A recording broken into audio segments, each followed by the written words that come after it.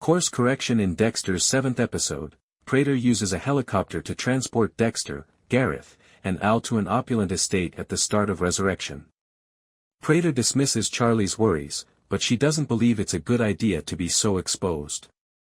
The gang learns about Mia's suicide together and raises a glass in her honor. Even though Dexter doesn't think suicide is the best course of action in this situation, he nonetheless goes along with it. After his conversation with Dexter, Harrison is feeling upbeat and talks to Elsa about his intentions to return to school. He asks Dexter to join him on a campus tour because he wants to get involved in criminal justice. Dexter happily agrees, but first he must suffer through their show and tell presentation, which includes watching video of Al killing a helpless woman. In an attempt to persuade the others that he is genuine, Dexter, who is up next, blends Red's and his own experiences by discussing feeding his dark passenger. He goes on to describe how they put on a mask for their loved ones and how killing is the only time they can be who they really are. However, Gareth notices right once that Dexter is withholding information regarding his kills. Prater is genuinely impressed by Dexter's presentation, but he probes him, who is able to withstand this questioning. He finds it easy to discuss his own background because he appreciates how vulnerable Dexter was. Prater says in private that the hit-and-run that killed his parents was only the start. He wrote a letter to Cooper Morris, the driver, when he was incarcerated, expressing all of his suffering. It's interesting to note, though, that Cooper responded to Prater without feeling sorry, acknowledging that he had a quarrel with his girlfriend that evening and felt the need to do some harm. He stepped on the pedal and killed Prater's parents as soon as he noticed their vehicle. Prater considered himself a prisoner, just as Cooper was a prisoner inside the legal system. Prater continued to visit Cooper as he was being moved between foster homes and eventually became friends with him.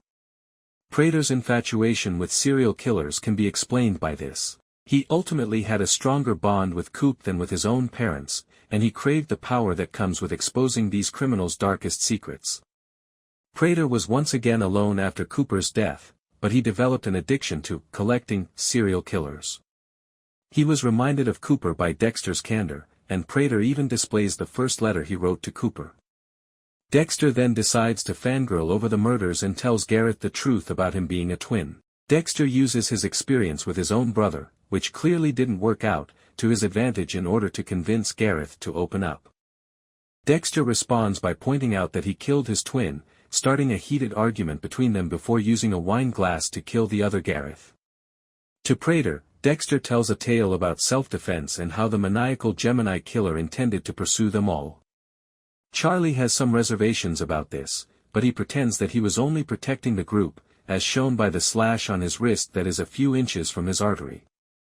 In relation to that, Angel does not believe Mia killed herself.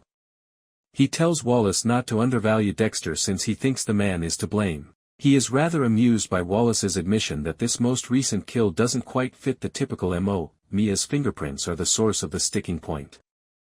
With the exception of the watch, all were present on every trophy at her house. Batista eventually locates Blessing and the apartment he rents to Dexter from the DMV.